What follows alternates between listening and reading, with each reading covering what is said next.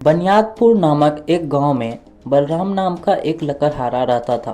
बलराम प्रतिदिन अपने घर से चलकर जंगल में लकड़ी काटने के लिए जाया करता था और वहां पे लकड़ी काटकर वापस फिर घर आ जाया करता था।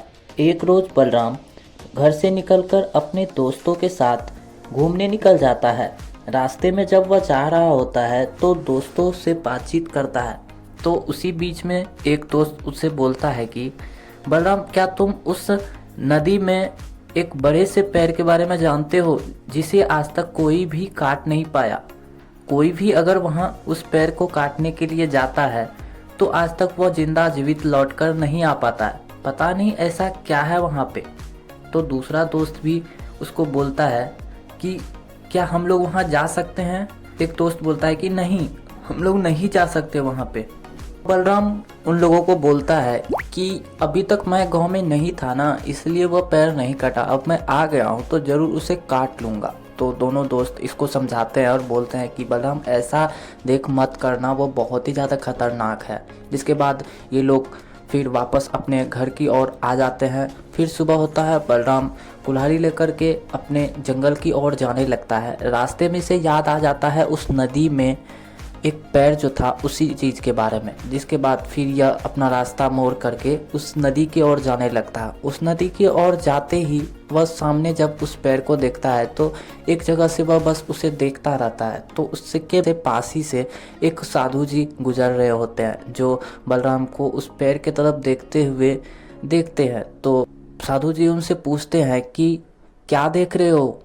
यहाँ पे कोई भी अगर गया है तो आज तक वापस नहीं आ पाया। सुना है यहाँ पे एक बहुत बड़ा अजगर रहता है और राक्षसनी रहती है। तो मुझे नहीं लगता है कि यहाँ पे कोई इस पैर को काट पाएगा और कभी यहाँ से वापस आ पाएगा। बलराम बोलता है कि साधु जी, मेरे बहुत सारे दोस्त और भाइयों ने इस पैर को काटने के लिए अपनी जान दी है।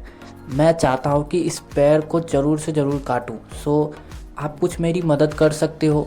तो साधु जी बोलते हैं कि मैं तो इसमें तुम्हारी अभी कोई मदद नहीं कर सकता, लेकिन अगर अपने दम पर तुम एक बार उस नदी में गए और उस पैर के पास से गुजर कर आ गए तो मैं दूसरी बार तुम्हारी मदद जरूर करूँगा।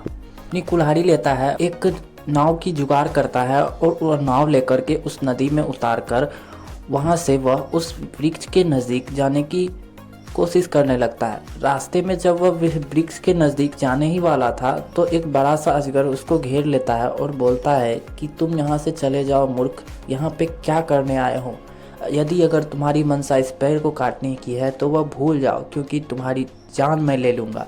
जिसके बाद बलराम बोलता है कि मेरे बहुत सारे भाइयों को तुमने मारा है और मैं आज तुम्हें मैं जिंदा नहीं छोड़ूंगा। जिसके बाद अजगर इस पे हमला कर देता है और यह नाव में से गिरकर पानी में गिर जाता है। फिर ये किसी भी तरह अपने आप को संभालता है, वापस नाव पे सवार होकर के अपनी कुल्हाड़ी यह अजगर पे चला देता है, जिससे अजगर घायल हो जाता है और अजगर को बहुत ज़्यादा गुस्सा आ जाता है। जिसके बाद वह बलराम पे हमला करने लगता है। बलराम यह देखकर वहाँ से भागना ही उचित समझता है। जिसके बाद बलराम किसी तरह वहाँ से वापस निकल कर उस साधु के पास चले जाता है।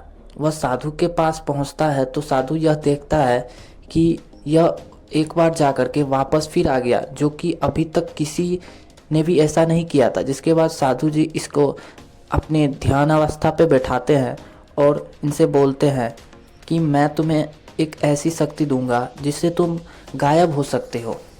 तो साधु जी इसको वो शक्ति दे देते हैं। जिसके बाद जब वह शक्ति लेकर के वापस फिर घर चले जाता है और दूसरे दिन फिर जो है नदी में जाने लगता है और इस बार इसके पास शक्ति थी तो यह जो है कुल्हाड़ी लेकर के भी जाता है। लेकिन बलराम के साथ चुनौती यह थी, ये अपने आप को तो गायब कर सकता था लेकिन अपने कुल्हाड़ी को नहीं गायब कर सकता था, क्योंकि साधु जी सिर्फ शक्ति बलराम को दिए थे, उनके कुल्हाड़ी को नहीं। जिस कारण से यह पहले कुल्हाड़ी जो है उस पैर के नज़दीक फेंक देता है और फिर अकेले अदृश्य होकर के जाने लगता है। जब अजगर फिर यह जब जाता है तो अजगर के सामने से गुजरता है, लेकिन अजगर को जरा सा भी पता नहीं चलता है। फिर यह आगे बढ़ता है।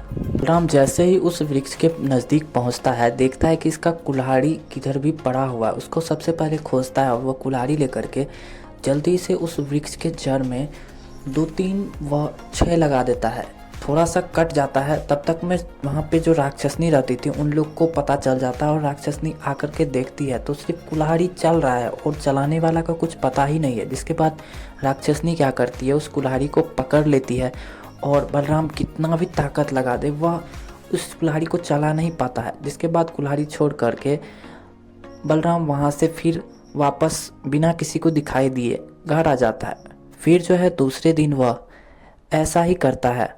फिर वह नदी में जाता है, अजगर को बिना दिखाई दिए हुए वहाँ पे जाता है वृक्ष के पास और फिर वह कुल्हाड़ी उठा करके काटने लगता है।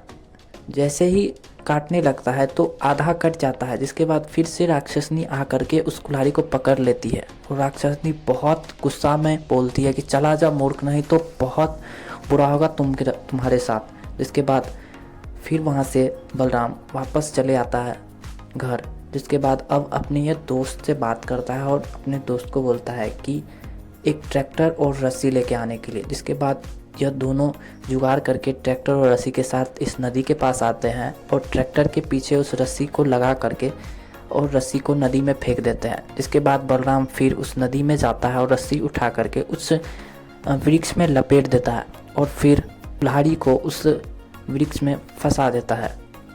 जिसके बाद वापस बलराम बिना किसी को दिखाई दिए फिर वापस आ जाता है। अब अपने दोस्तों से बोलता है कि अब ट्रैक्टर के स्टार्ट करो और उसे खींचो। जैसे ही ट्रैक्टर स्टार्ट करता है और खींचता है वह वृक्ष टूट करके बाहर आ जाता है।